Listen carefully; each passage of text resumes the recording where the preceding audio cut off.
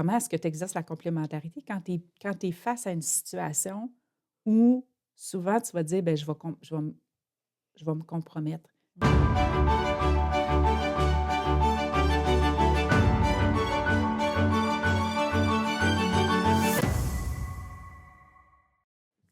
Bonjour à tous, bienvenue à ce 5e épisode de Deux à la table, spécial Noël. Francine, qu'est-ce qu'on fait? Qu'est-ce qu'on va faire? Qu'est-ce qu'on va faire? Un spécial de Noël? Ben écoute, là, on va commencer par un sapin. Oui, ben oui, hein, ça l'indique bien. C'était difficile de le cacher avec ce C'est qu'on a ça. mis sur la Mais il est table. spécial, notre sapin, Mm. parce que il y a- on pourrait dire, ben, il n'y a, il y a pas de lumière encore, ou en tout cas, il n'y a pas vraiment de lumière. Il n'y a pas vraiment de décoration. Il y a un minimum de décoration, mais je l'aime beaucoup, notre petit arbre, pour notre spécial de Noël, parce que je trouve qu'il représente bien, de façon poétique, notre expérience de deux à la table depuis ses débuts. Parce qu'on est en fin d'année 2025, Mhm. puis beaucoup de gens, quand on arrive à la fin de l'année, aiment à faire un spécial de Noël ou durant lequel on fait une revue de ce qui s'est passé durant Oui. l'année. Alors, nous, on a 5 épisodes de fait. On a commencé le 15 août, on est maintenant le 15 décembre. Et qu'est-ce qui s'est passé à la table? Moi, je suis très contente de ce qui s'est passé à la table Oui. pour la raison suivante, c'est que je vois déjà des fruits. OK. Il y en a Et une fleur, quelques-uns. Oui. c'est ça, justement. Dans cet arbre-là, c'est des petits fruits rouges comme on voit dans le temps de Noël. Et puis, un poinsettia, qui est une fleur de Noël qui est en vente partout durant cette saison. Et c'est ça, je trouve qu'il y a déjà même si c'est juste 5 épisodes, euh, on a reçu des commentaires et des questions qui sont vraiment dans l'ordre de la conversation, d'une conversation sur la complémentarité. Puis, ces questions et ces commentaires-là, ils ont de la profondeur. On pourrait vraiment s'arrêter à chacune, puis on ferait un bon bout. Alors, c'est pour ça que je trouve que ce petit arbre-là, je l'aime beaucoup parce il y a une certaine vérité dedans, puis de ce que ça exprime de notre expérience. Il est en devenir Il est aussi. en devenir aussi, Oui. oui. Je ne sais pas qu'est-ce que ce sera l'année prochaine. Ben oui. Restez à l'écoute. Ouais. Mais c'est ça, des différentes, parce qu'on en a quand même eu plusieurs dans les derniers épisodes qui ont été publiés. Mm. Puis il y a quand même un thème, des thèmes ou c'est sûr qui peuvent se regrouper là, dans les questions. Puis c'est de comprendre aussi, de bien comprendre les questions. Oui. Oui, c'est vrai parce que quand on a préparé ce spécial de Noël-là, bon, on a fait l'exercice vraiment de revoir tous les commentaires et toutes les questions, puis d'essayer de ressortir les grandes thématiques. Puis on a retrouvé à peu près 6. Puis il y a une question, je pense qu'on va aborder chacune des 6 thématiques. Puis ça va toucher à peu près tout ce que les gens nous ont partagé, les participants nous ont partagé à la table. Et puis, si je reviens sur cette idée-là de pourquoi faire cette espèce d'effort d'aller Mhm. voir dans les commentaires, c'est que en fait, peut-être qu'il y a des gens qui pourraient s'attendre à ce qu'on réponde Oui, dans la partie commentaires aux questions qui nous sont posées. c'est Mais ça. ce n'est pas comme ça que fonctionne la table. Exactement. On essaie d'établir une conversation qui est amorcée par notre mise de table, puis par les participants qui interviennent. Ça nous donne une idée de qu'est-ce que les gens reçoivent de la mise de table, puis comment la conversation s'organise. Puis une conversation, c'est pas une conférence, c'est pas de l'ordre académique, c'est pas de l'ordre de faire le tour du sujet et tout. C'est une conversation, il y a quelque chose de libre. Parce qu'on peut on peut partir une conversation sur un sujet, on ne sait pas où ça va nous mener. Parce que chacun, puis surtout autour d'une table, à un moment donné, la conversation va prendre une Oui. orientation peut-être euh, impromptue, on ne l'avait pas prévu, puis Oui, ou un angle d'approche, mais il y en a plusieurs autres aussi. absolument, Ouais. c'est ça. Alors, est-ce qu'on commence? Oui, Bon. Alors, moi, il y a une question qui a été posée qui me fait beaucoup réfléchir. Dès la minute où je l'ai reçue, j'ai dit, oh, ça me donnait à penser. Et puis, je trouve elle introduit bien. C'est un peu comme si j'avais le goût de faire une petite mise de table, avec cette question-là, comme si le participant qui a posé cette question-là avait vraiment amorcé une dimension, heu, d'approfondissement de la complémentarité. Alors, quelle est cette question? Cette question, en fait, elle se formule de la façon suivante.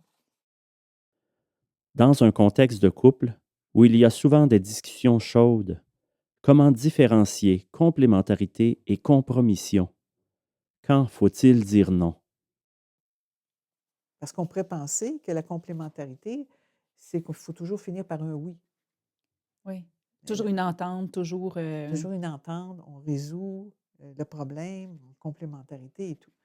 Alors, on va s'arrêter sur cette question-là. Je me suis arrêtée sur cette question-là pour la raison suivante.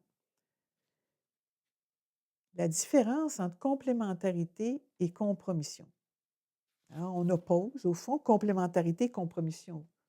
Comment faire pour que la complémentarité, ce ne soit pas de la compromission? Fait qu'on fait une, une opposition entre les deux.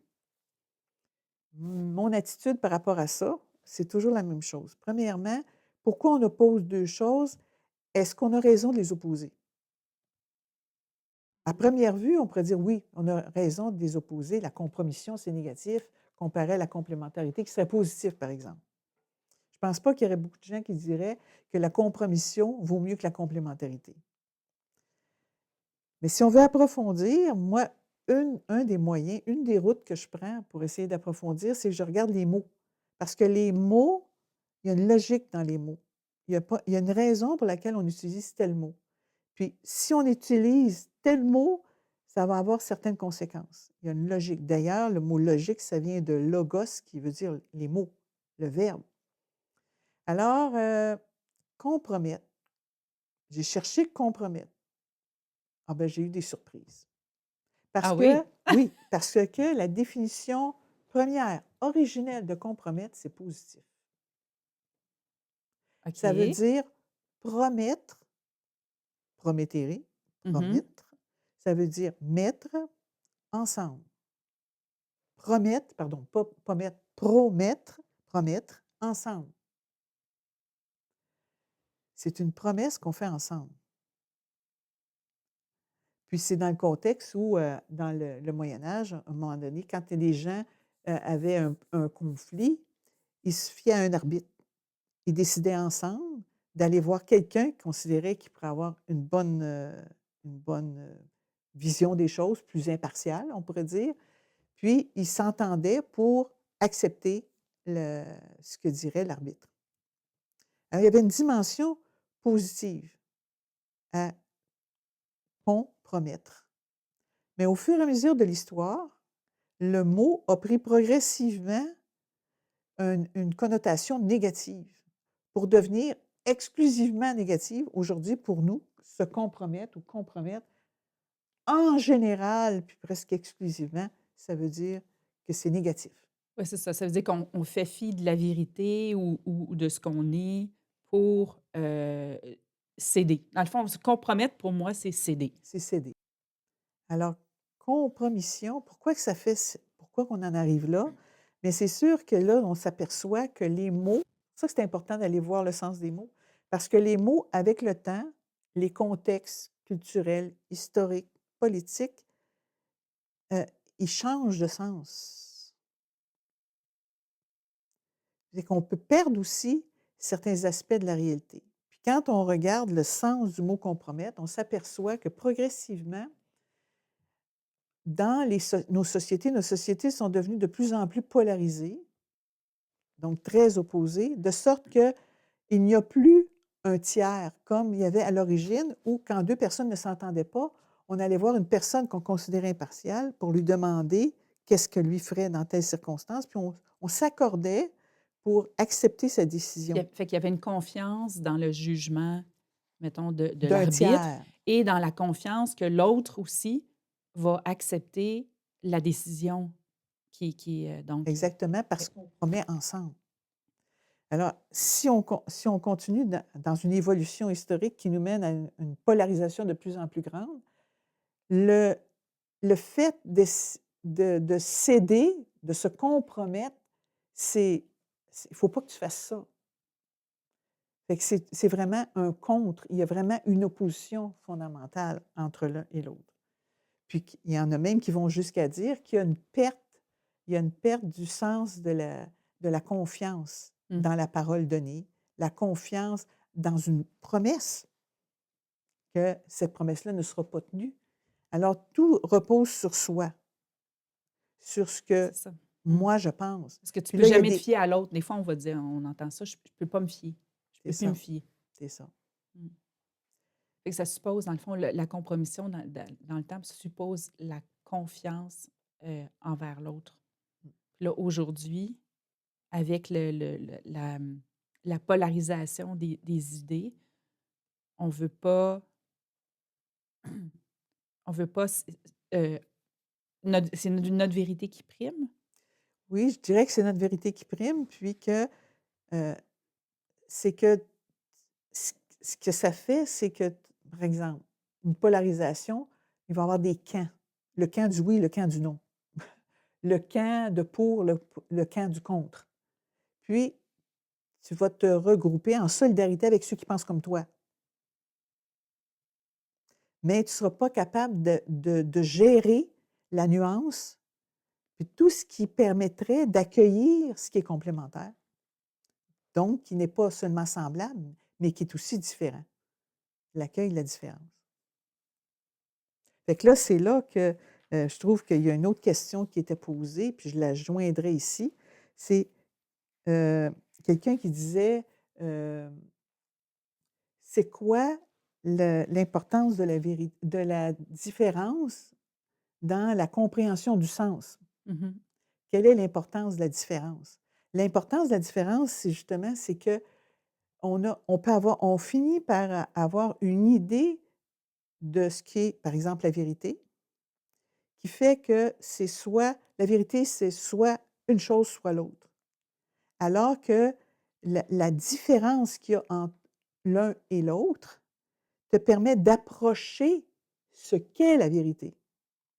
Parce que la vérité, on peut penser que c'est telle opinion qui est vraie. Mais la vérité, c'est plus profond que ça, parce que la vérité réfère à une cohérence. Fait que la vérité, ça peut pas être juste une opinion sur un sujet, une autre opinion sur un autre sujet qui est vraie ou fausse. Il faut qu'il y ait une cohérence. Puis cette cohérence-là, elle s'obtient par cette espèce de compréhension progressive. C'est une compréhension qui n'est pas immédiate ou déterminée en termes d'opinion. Je ne sais pas si ça te dit quelque chose, mais moi, en tout cas, cette place à la différence, même dans deux personnes qui s'aiment, on ne se comprend pas toujours. Est-ce qu'il faut absolument se comprendre pour aimer? Se comprendre. Est-ce qu'on se comprend jamais complètement? Je ne suis pas sûre qu'on se comprend toujours complètement. Ça fait référence à une autre question qu'on a eue d'ailleurs. Absolument. Mmh. C'est ça. Alors, est-ce qu'on se comprend fondamentalement? Puis encore là, quel est le sens du mot Comprendre. comprendre? Exactement. Prendre et comprendre, prendre ensemble. Comprendre. Là, moi, ça m'a amené à d'autres choses.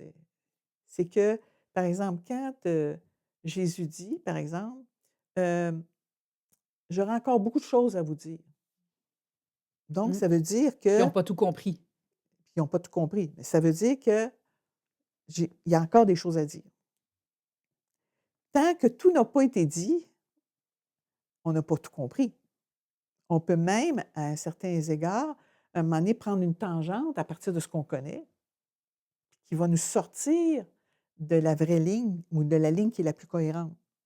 Fait que là, Jésus ajoute, mais quand lui, l'Esprit va venir, il va vous mener, Vers la vérité tout entière. il ne dit pas Ah, vers la vérité tout entière, il dit ah, dans, dans la vérité. dans la vérité tout entière. Dans, ça explique qu'il y a un espace dans la vérité. Fait que c'est pour ça qu'il faut qu'il y ait une certaine, comment je pourrais dire ça, Ah oui, donc, c'est ça, la vérité, c'est pas un monolithe vers lequel on se c'est ça, dirige, que tu peux attraper, que tu peux puis contrôler.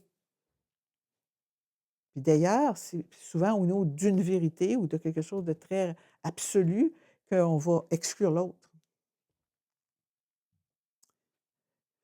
Pour moi, je trouve que alors, mettons, si Oui. on revient à la question initiale pour, celui ou la personne qui a posé la question sur le couple.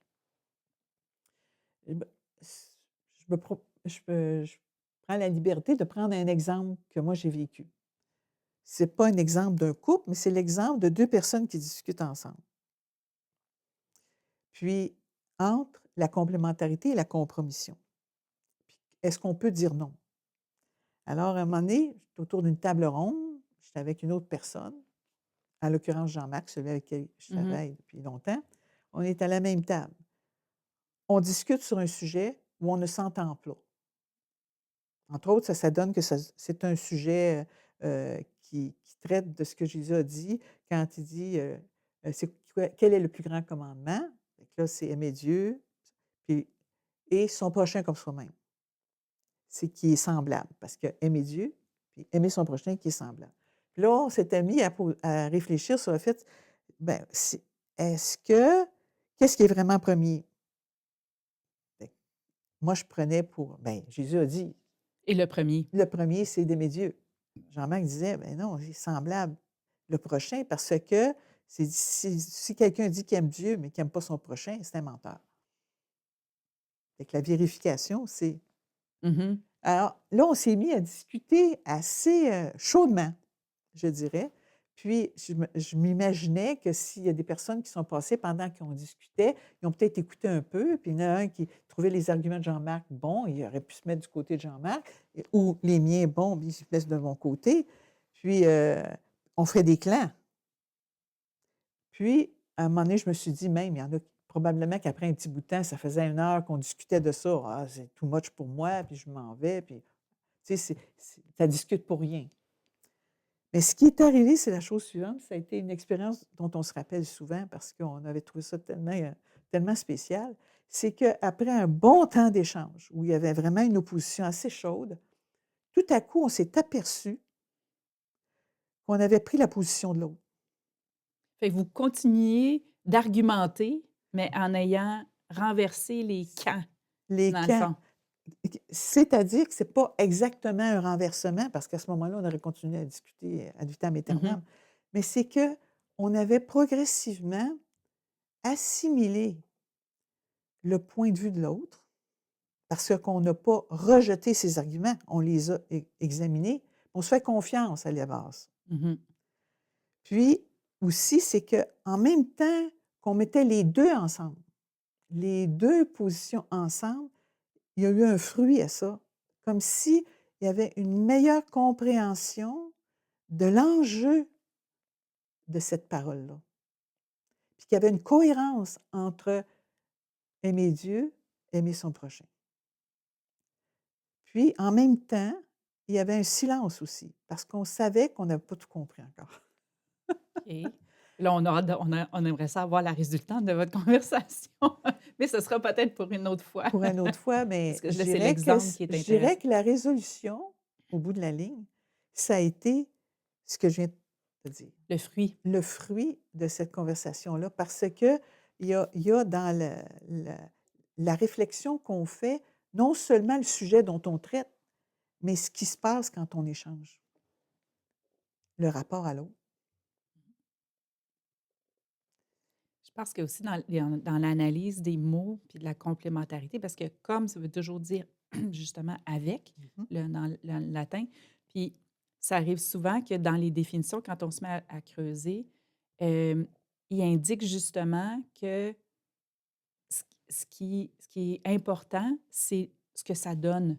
Donc, tu sais, puis tu en as déjà parlé dans les épisodes précédents aussi, parce que la conversation qui s'amorce, elle change à mesure qu'on intervient. Puis c'est surtout, c'est qu'elle produit quelque chose. Puis c'est vers ça, dans le fond, qu'on tend. Fait que Mmh. c'est pas tant le dialogue de l'un et de l'autre, mais c'est ce qui est produit. Fait que dans le fond, c'est comme le fruit, parce que là, ton exemple, ce qu'il donne, c'est ce que tu retiens, c'est pas nécessairement les arguments, mais ce que ça a produit qui est nouveau puis qui fait jaillir quelque chose d'autre Mhm. qui est bien.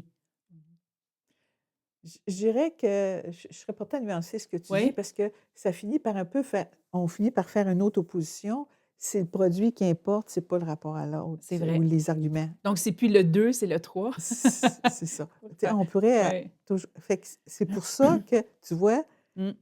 à partir de ce que j'ai dit, toi, tu fais ressortir cet aspect-là qui était peut-être présent de ce que j'avais dit. Tu le pousses un peu plus loin.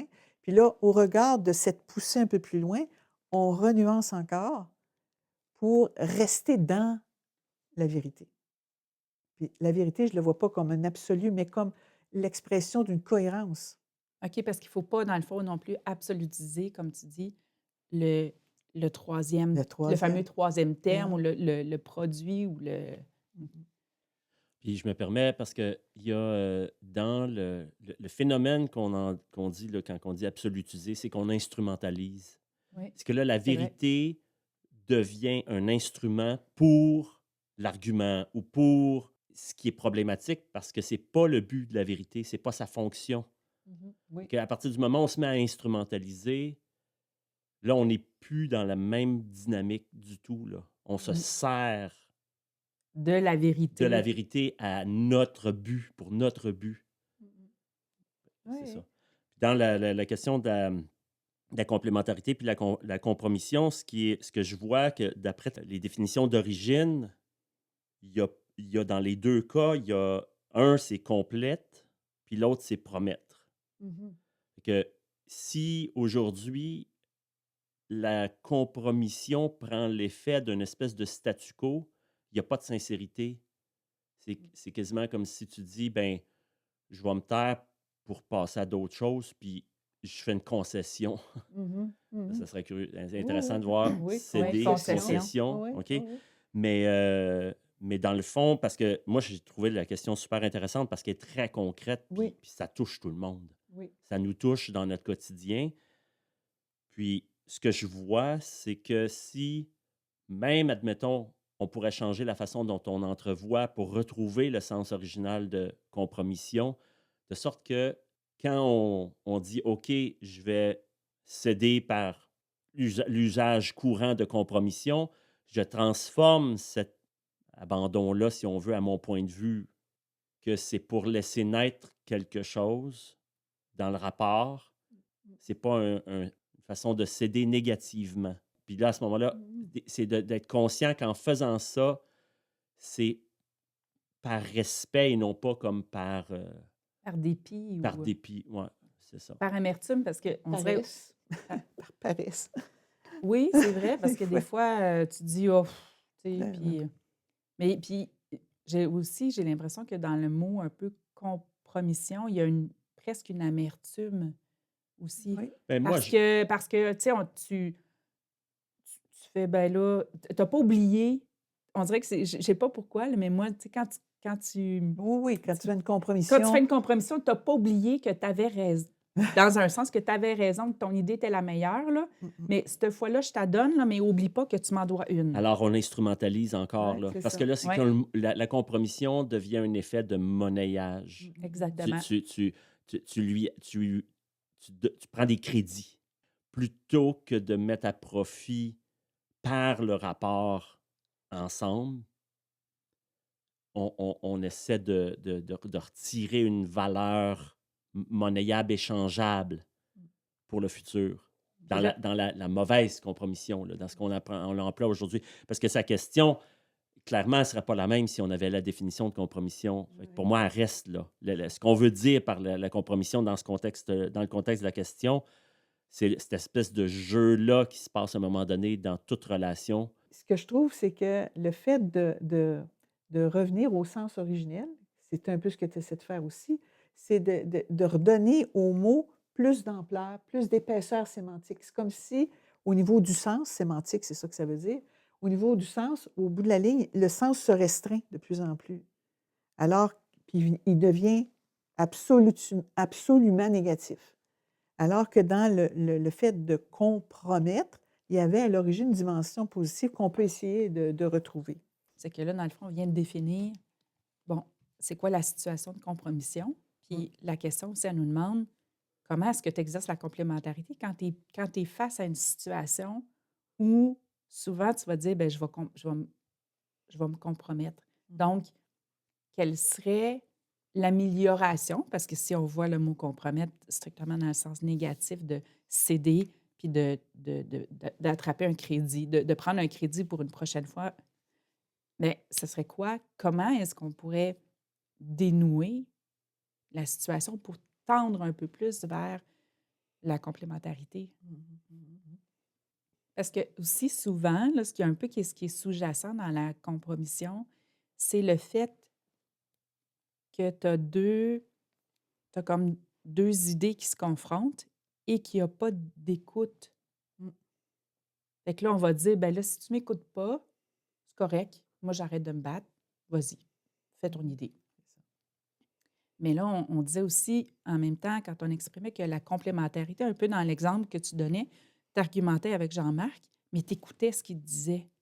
Puis à force d'écouter, tu réfléchissais, puis, hop, là, ça nuançait pour mener ailleurs, pour mener.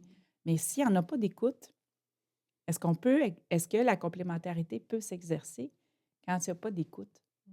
aussi? Parce qu'il y a un peu de ça dans le vécu.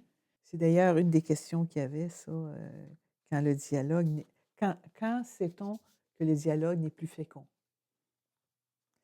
C'est sûr que quand il y a une montée en intensité, puis que ça pourrait aller jusque de la colère, mais là, il y a quelque chose qui ne fonctionne pas au niveau du dialogue. Il y a quelque chose qu'il faut baisser la température. Puis en même temps, je pense qu'il faut peut-être revenir au sens originel de compromettre au sens suivant. Il faut revenir à notre base. Il ne faut jamais se laisser sur une animosité, c'est-à-dire une animosité, euh, presque comme si l'autre devient un peu comme un ennemi. Mm. Il ne faut pas se laisser là-dessus. Puis si on n'est pas capable de s'entendre, de s'écouter, prendre une pause, c'est-à-dire prendre le temps de réfléchir, donner du temps, on en reparlera. Il y a quelque chose qui fait que on, il y a, il faut, il y a comme un rapport qu'il soit toujours présent, puis qu'il soit renouvelé, qu'on promette ensemble de continuer à chercher la réponse ou chercher le projet, à chercher qu'est-ce qui est bon, qu'est-ce qu'on devrait faire, suivant l'objet de la discussion. Ramener la confiance, Ramener la ramener. confiance. Parce que des fois, on s'obstine sur des choses. Je me souviens qu'à un moment donné, il y avait quelqu'un qui disait qu'il y avait des divorces qui se faisaient sur une chose aussi bête que quelqu'un qui prenait le tube dentifrice, qui l'écrasait, puis l'autre qui roulait le- le tube de pâte dentifrice, puis qu'il y en a un qui ne peut pas supporter que l'autre fasse écraser le tube de dentifrice. Ça veut dire qu'à un moment donné, on pourrait, c'est une image que je Oui, prends pour oui, dire que oui. des fois, on peut avoir une obstination ou un combat sur, euh, sur des sujets qui, à un moment donné, il faut les relativiser aussi. Parce que quand ça s'intensifie trop, c'est parce qu'il y a quelque chose qui s'absolutise. Par contre, il faut aussi être capable de, de, de, de donner à l'autre ce qu'on pense vraiment aussi. Parce que la C'est différence ça. qu'on a, C'est pas se elle aussi, elle taire. peut être fructueuse. Mhm.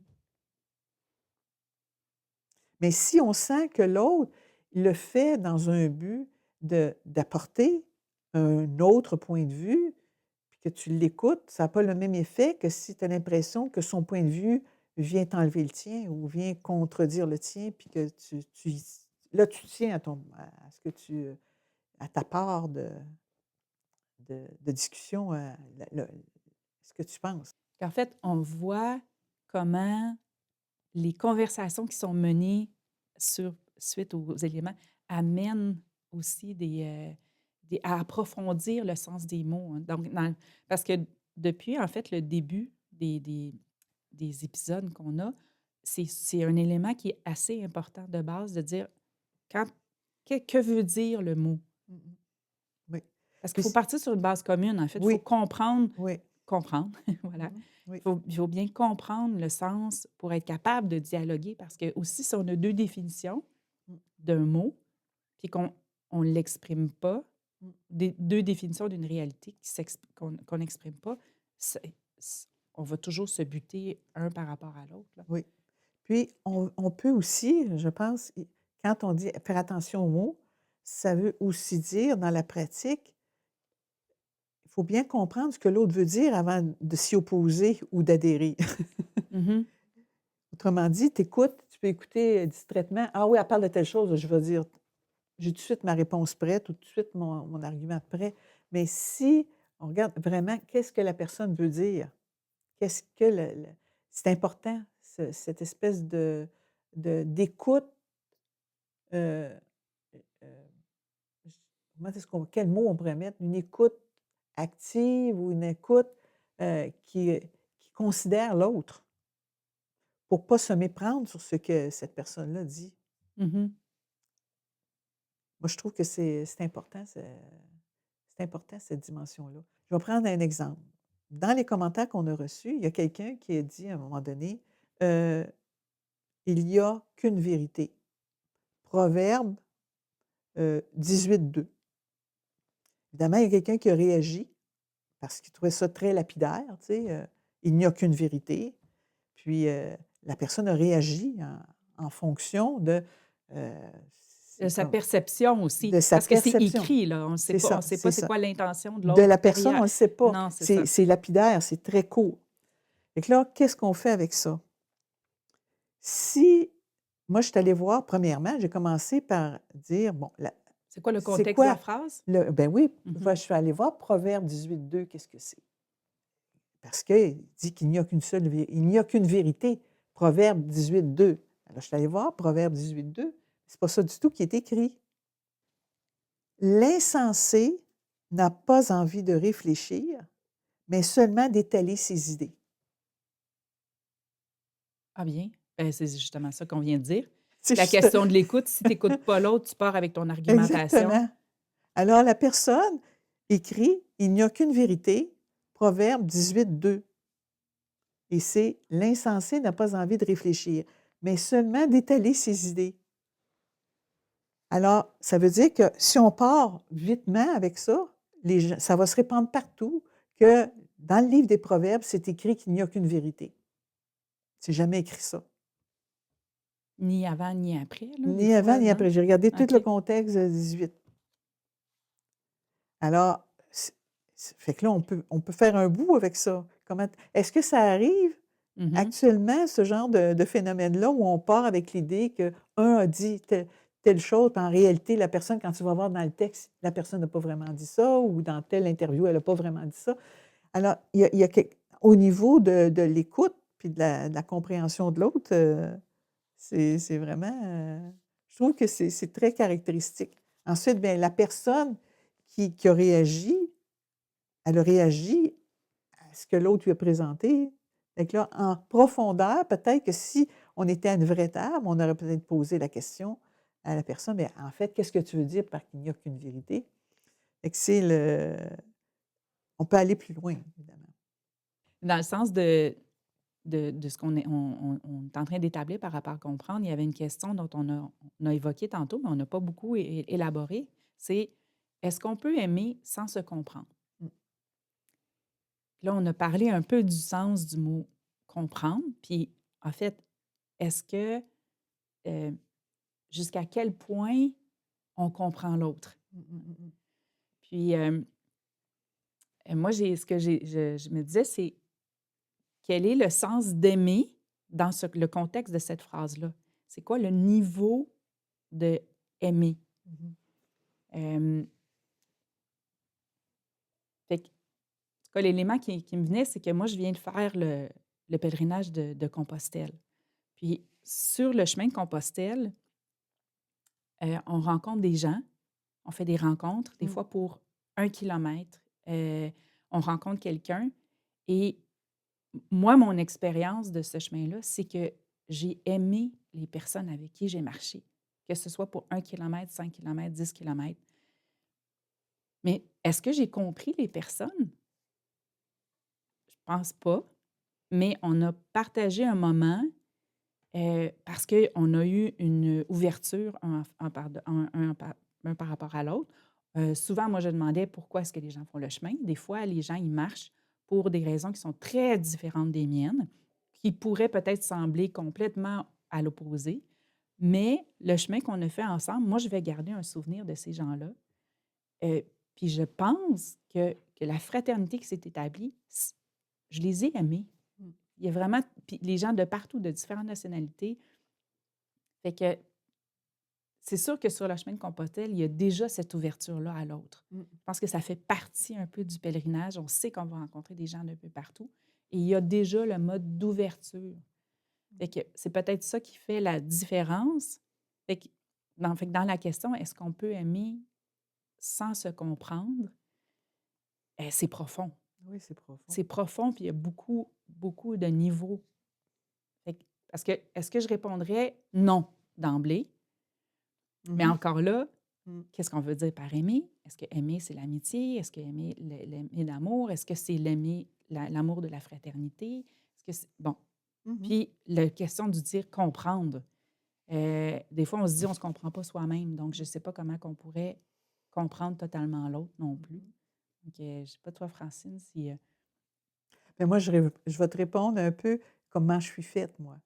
Puis, je vois quelque chose de poétique dans ce que tu amènes parce que c'est la poésie du chemin. Puis, je trouve que la poésie du chemin rejoint la vérité parce que, au sens où on en a parlé tout à l'heure, dans la vérité. Parce que les gens qui arrivent sur le chemin de Compostelle, le chemin devient comme une espèce de parabole de cette quête qui unit des personnes diverses pour des motifs divers, mais qui est dans comme une espèce de lieu ou de milieu qui fait qu'ils sont un. Parce que dans le fait d'aimer, il y a cette espèce qu'ils soient un comme nous sommes un, sur cette phrase de Jésus sur laquelle on est revenu à quelques reprises dans les épisodes. Mais l'expérience du chemin de Compostelle, c'est un peu cette réalisation-là de faire un, d'être unis dans cette expérience. Puis il y a un moine d'ailleurs qu'on a rencontré dans un des villages sur le chemin qui, je lui expliquais un peu, je lui parlais de cette particularité-là qui est vraiment spéciale. C'est difficile à décrire, on dirait qu'il faut la vivre, faut la vivre, mais il disait, moi je l'appelle plutôt le chemin des enfants de Dieu. Là, ça ramène justement tout le monde dans leur similitude et leur unicité parce que c'est des gens de partout, mais on est tous enfants de Dieu. Puis c'est à ce niveau-là qu'on se rejoint aussi, tous. Fait que, Ben, parce que là, si on revient à la question du compromis, il y a l'idée de la promesse, là. Oui. Puis, dans le principe du cheminement, c'est que est-ce que tu n'aimeras pas quelqu'un parce qu'il n'est pas rendu à la même étape que toi? C'est même des étapes dans le chemin, là. oui. Mais tu sais, strictement, là, dans sa vie, lui, il y a des choses qui ont orienté ses étapes.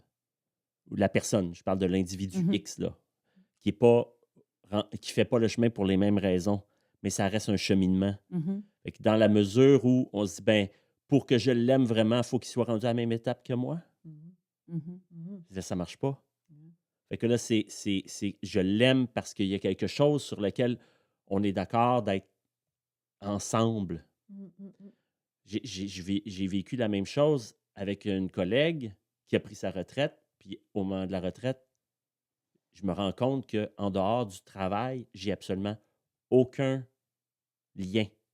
J'ai pas je ne saurais même pas quoi parler avec cette personne-là, mais dans le contexte du travail, je l'aime. Réellement, c'est quelqu'un que j'ai aimé. OK? Mais là, puis j'ai dit, qu'est-ce qui va nous rejoindre maintenant? Puis elle a dit, effectivement, il n'y a probablement rien.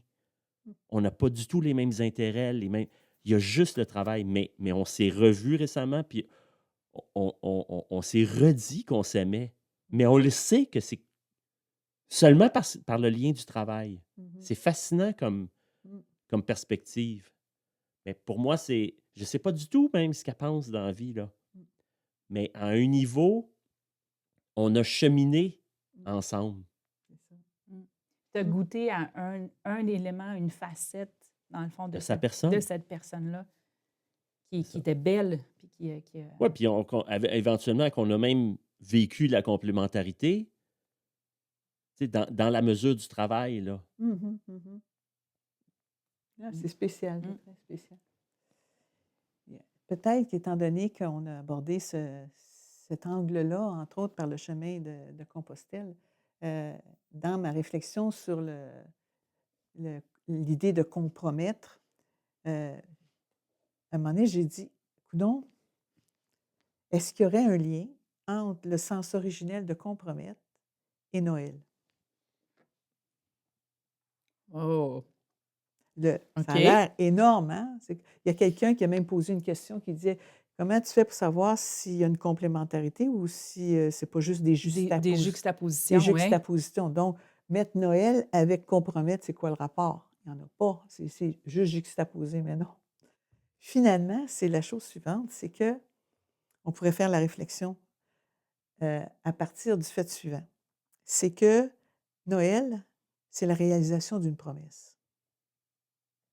C'est que Dieu s'est compromis avec David, le roi David, en lui disant, dans ta descendance, il va y avoir un héritier dont la royauté durera toujours.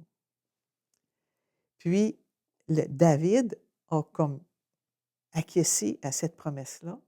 Puis, quand Jésus naît, c'est le fils de David, il naît dans la ville de David. Puis, c'est comme si c'était une réalisation de cette promesse-là. C'est que c'est comme si, en fait, moi, c'est la réflexion que je me suis faite, c'est que Dieu, on est porté à le voir de toutes sortes de façons. Puis souvent, on se divise sur notre vision de Dieu. Mais ce qu'est Dieu, c'est à réfléchir. Parce que l'histoire nous montre que l'être humain a une liberté et qu'il y a une intervention où il y a une présence de Dieu qui se manifeste aussi. Évidemment, là, on va dire que c'est une question de foi, mais si on prend les mots dans une certaine cohérence, on peut examiner ce qui s'est passé dans la Bible, par exemple, juste au niveau de la cohérence, au niveau de ce que ça peut exprimer. Un peu comme, moi, là, je me laisse aller. Oui, oui, oui. Je suis dans mon mode poétique. Le mot poésie, ça vient de poésie, ce qui veut dire création. Qu'est-ce que fait un artiste qui crée? Un poète qui crée? Il va souvent associer des éléments qui sont comme pas souvent associés. Il va même rechercher ces combinaisons impromptues ou incongrues de ce type-là. Puis, mais il y a une cohérence qui jaillit de ces poèmes. Et puis, dans la création, si on regarde la création, si on regarde la nature, qui vient du même mot que nativité, naissance, Noël, la nature, on pourrait presque dire qu'il y a une conversation qui s'établit entre toutes choses. Dans la nature, les saisons, le rapport des animaux entre eux, le rapport avec l'être humain, puis tout cet univers qui est organisé, c'est comme une immense conversation. Les astres avec... Les astres, ouais. puis même s'il y a des éléments qui sont problématiques quelquefois, des tempêtes, des renversements, tout, l'univers tient bon. Alors, je lance ça comme ça parce qu'on a aussi eu des questions sur la laïcité, sur, la Trinité, c'est quoi? Sur le cosmos aussi, il y a des Sur gens le qui ont justement cosmos. demandé, outre la relation, c'est quoi le lien de complémentarité? Dans le fond, là, tu l'amènes avec l'élément de poésie, là. C'est ça. Mais, Puis il y a des questions qui ont été posées, on peut terminer peut-être avec ça, notre tour de nos 5 épisodes, qui ont posé des questions pour approfondir le sens de l'un et du multiple, puis ce que j'apportais comme mise de table à ce niveau-là. Puis il y a même quelqu'un qui a dit, si vous pouviez faire une thèse en une phrase pour dire qu'est-ce que c'est que l'un et le multiple, mais je serais portée à lui dire, bien, premièrement, il faudrait que je sois poète. Parce que pour exprimer ce que ça veut dire la complémentarité, c'est une thèse en une phrase, ça prend de la poésie. Puis qu'est-ce que c'est que la poésie? C'est pas quelque chose d'artificiel, c'est très logique, la poésie. Parce que ça établit des rapports, des combinaisons, puis ces combinaisons-là deviennent comme une expression globale de tout l'ensemble. Comme par exemple, quand au premier verset de la Genèse, on dit au commencement, en principe, Dieu crée les cieux et la terre. Les cieux et la terre. Quand on dit les cieux et la terre, c'est une combinaison. On pourrait dire qu'elle est poétique. Et puis que ça exprime l'ensemble. Ça exprime tout.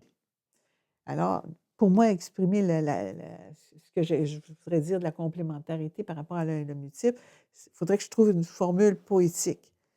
Puis, ce que je commencerais par réfléchir, c'est sur le fait que ma je parle pas juste de l'un et du multiple. Parce que pour moi, la complémentarité, c'est pas juste l'un et le multiple. C'est sûr que Jean-Marc et moi, on s'est répartis des tâches, puis que par intérêt puis par cheminement, j'ai été frappée par cette rubrique-là. Mais pour moi, l'un et l'autre, l'un et le multiple vont ensemble. Fait que ma poésie, il faudrait qu'elle trouve une formule, une une combinaison juste ajustée à Ces 2 éléments de ces 2 éléments-là. Puis là, les mots s'éteignent parce que pour moi, il faut qu'il y ait un silence. Il faut qu'il y ait une méditation. Je vais continuer à y réfléchir. Et puis peut-être dans l'année 2026, on aura une poursuite de conversation à ce sujet. certainement.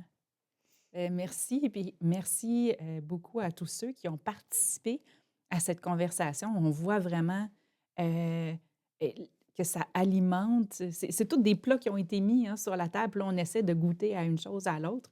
Alors, vraiment, on vous encourage encore et encore, à venir à la table. Puis, au prochain épisode, peut-être une nouvelle résolution. Qu'est-ce qu'on verra bien pour, 2026. Hein, après avoir fait la récapitulation de l'année, des fois, c'est une nouvelle, des Oui. résolutions de l'année. Oui, tout à fait. Merci à chacun. Merci. Merci à chacun. Puis Francine? Oui. joyeux Vincent? Noël, Oui, naissance et nativité, promesse. promesse. Tout à fait. Ensemble.